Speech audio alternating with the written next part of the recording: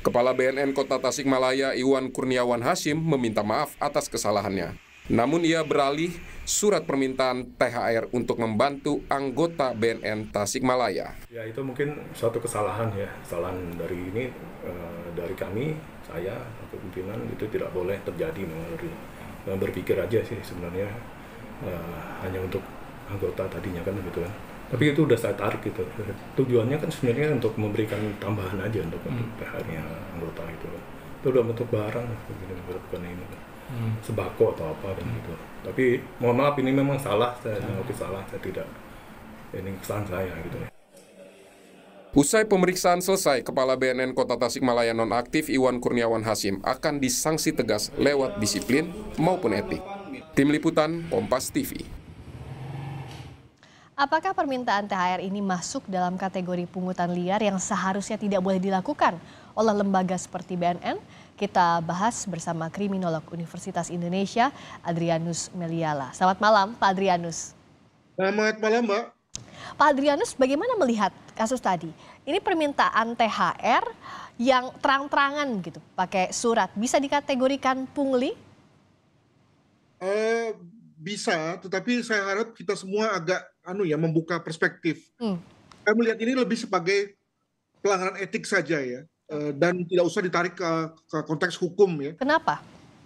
Begini, satu hal yang kita harus cermati bahwa soal pemberian THR dari seorang kepala instansi kepada anak buah, ya, itu satu hal yang jamak.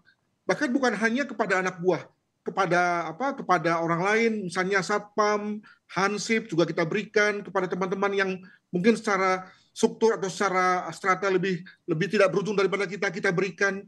Nah, dulu maka para pimpinan instansi itu masih bisa ngambil dari anggarannya, ya dia potong sedikit dari anggarannya gitu ya, untuk kemudian dia berikan untuk THR anggotanya. Sekarang udah susah, Mbak, ya. Sekarang dengan ketatnya anggaran negara, maka seorang kepala instansi itu setiap kali menghadapi lebaran ini pusing gitu, ya. Mau memberikan THR tapi dapat dari mana? Nah, ada orang yang kemudian karena punya network dia main telepon sana sini untuk kemudian minta tolong kepada teman-temannya, vendor-vendornya. Tapi ada juga yang kemudian main formal seperti halnya kepala BNN Tasikmalaya ini gitu ya. Nah, jadi saya dalam hal ini mengajak kita semua untuk apakah kita mau hapuskan THR, ya kan? Nah, kalau dalam konteks kementerian sih enak ya, bisa membuat satu legislasi, satu aturan yang kemudian memperbolehkan hal itu. Tapi pada konteks yang lebih rendah nggak bisa tuh kepala kantor ya, misalnya kepala instansi yang kemudian lalu mengubah peruntukan anggarannya untuk THR. Demikian. Nah, bagaimana jadi masyarakat membedakan mana yang ini pungli bentuknya, mana yang THR tadi? Meskipun tadi seperti yang Pak Adrianus bilang juga ya sudah budayanya dan keinginan juga pimpinan misalnya memberikan THR untuk anak buahnya tapi tidak ada anggaran, akhirnya minta bantuan ke institusi lain. Tapi kan ini jadi ramai setelah viral. Padahal biasanya mungkin saja ini terjadi setiap tahunnya, Pak Adrianus. Dan kalau mau jujur, Mbak, sebetulnya bagi setiap kali misalnya instansi mau bikin acara apa gitu ya, ulang tahun atau perayaan apa, pisah sambut, memangnya ada anggarannya? Kan nggak ada item anggaran APBN atau APBD untuk hal-hal seperti itu. Lalu kemudian untuk acaranya dari mana? Ya umumnya sih pada ini ya meminta teman-teman, parmas begitu ya untuk mendukung. Nah, semua dilakukan dengan bawah tangan ya, dengan pendekatan telepon gitu ya. Nah, dalam hal ini maka untuk sementara saya tidak mengatakan saya mendukung secara tegas ya, tapi menurut saya pada beberapa hal kepala BNN Tasikmalaya ini ada benarnya nih. Ya dia tegas gitu bahwa dia meminta sesuatu dengan kop surat juga, dengan tanda tangan juga, daripada main diam-diam, main kayu gitu ya, mengancam-ancam. Itu kan juga sering kali terjadi di masyarakat. Nah, bagaimana membedakan pada akhirnya masyarakat? Mana yang masuk ranah pidana, mana yang tidak? Garisnya mana, Pak Adrianus? Saya sih berpendapat kalau tidak ada niat jahat ya, maka mungkin kita nggak usah tegas-tegasan atau main hukum. Sebagai contoh misalnya kalau dikatakan oleh Bapak Kepala ini misalnya bahwa uang yang didapat itu akan dipakai untuk anak buahnya, artinya tidak untuk memperkaya diri. Maka kan tidak ada niat jahat kan?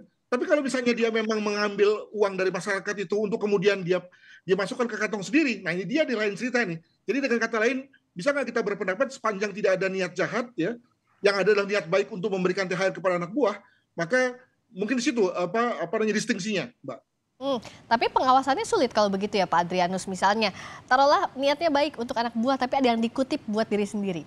Betul sekali. Saya juga sependapat bahwa ada kemungkinan nanti si kepala ini setelah mengutip itu lalu kemudian matanya hijau, dari uang 10.000 yang didapat maka hanya diberikan 3.000 kepada anak buah. Betul sekali. Oleh karena itu maka memang sebaiknya tidak usah ada kutip-kutip seperti ini, dan seyogianya jangan hanya yang formal yang tidak boleh, tapi juga yang non formal, ya, yang justru seringkali terjadi, ya, yang bahayanya adalah kemudian bahaya gratifikasi, ya. Jadi Ya. ketika ada swasta yang memberikan kepada instansi negara, walaupun itu untuk THR, itu kan nanti jatuhnya sudah gratifikasi. Bahkan ujung-ujungnya bisa suap dan bisa korupsi, ya kan? Nah, maka memang sebaiknya tidak ada sama sekali uang dari pihak-pihak manapun dalam rangka THR. Masalahnya adalah bahwa kalau begitu, maka budaya yang baik, yakni budaya memberi THR pada anak buah itu harusnya bagaimana dong? Dari kantong sendiri, amannya seperti itu ya Pak Adrianus. Jadi menurut saya memang ini nggak mudah, Mbak, dan tidak hitam putih. Kalau mau hitam putih memang gampang untuk kita salahkan saja kepala BNN ini. Tapi kalau kita mau melihat ini sebagai satu fenomena sosial di masyarakat, maka mohonlah tidak gampang bagi kita untuk menyalahkan orang, begitu. Karenanya hal-hal seperti ini bisa memicu konflik kepentingan ya, karena kan mintanya juga kepada instansi lain. Saat kapan hari nanti butuh sesuatu, otomatis minta feedback atau timbal balik juga itu ya, peluangnya hampir sama dengan gratifikasi, Pak Adrianus. Betul sekali, saya tidak menolak, tidak membantah. Masalahnya adalah bahwa mana yang lebih baik antara orang yang meminta secara terang-terangan dan formal dengan orang yang meminta di bawah tangan. Dengan dia meminta secara terang-terangan maka tercatat ada akuntabilitasnya. Memang agak memalukan sih, tetapi ada akuntabilitasnya. Daripada ya saya telepon si anu, ya bahkan mungkin dengan sedikit injek kaki, ngancam-ngancam gitu ya, yang juga sebetulnya bukan praktek yang baik, walaupun tujuannya sama-sama untuk memberikan THR. Jadi saya kira untuk di luar daripada kacamata hukum ya, maka tentu praktek seperti ini juga mungkin bisa didiskusikan lah begitu. Tapi dalam kenyataannya akhirnya ya cherry picking begitu Pak Adrianus, mana aja yang ketahuan ya dia yang misalnya kepala BNN ini dinonaktifkan sementara. Kalau ada kasus lain juga begitu treatmentnya. Sulit untuk menyamaratakan Pak Adrianus.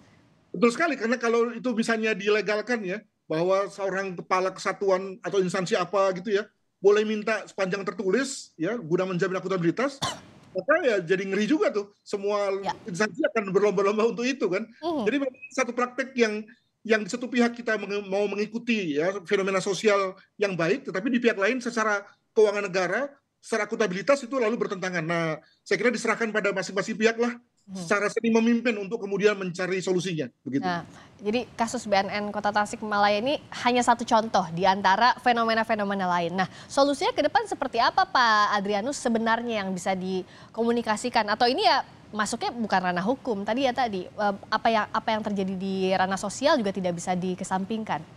Kita tidak tahu kalau dalam hal ini seorang kepala kantor, kepala instansi itu kemudian lebih mengutamakan pada governance, maka tentu dia akan bilang kepada anak buahnya, mohon maaf ya hari ini tidak ada THR.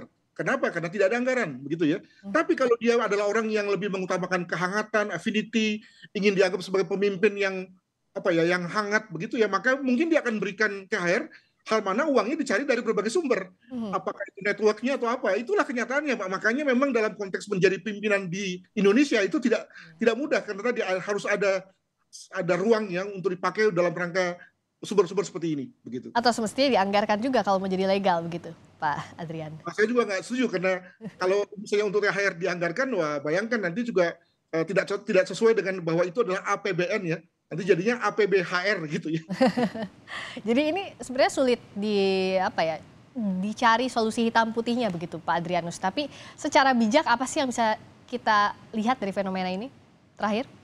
Ya, kalau kita memang mau konsisten dengan melarang instansi, maka anjuran saya adalah larang secara konsisten dan total. Bukan hanya mereka yang bikin surat, tapi juga yang tidak bikin surat tapi memainkan pengaruh, gitu ya. Sehingga lalu kemudian tidak ada merasa dongkol dari orang yang kemudian justru sebetulnya sudah akuntabel melalui cara-cara seperti ini, begitu. Baik, terima kasih Pak Adrianus Meliala, kriminolog Universitas Indonesia telah membahas di Sapa Indonesia Malam.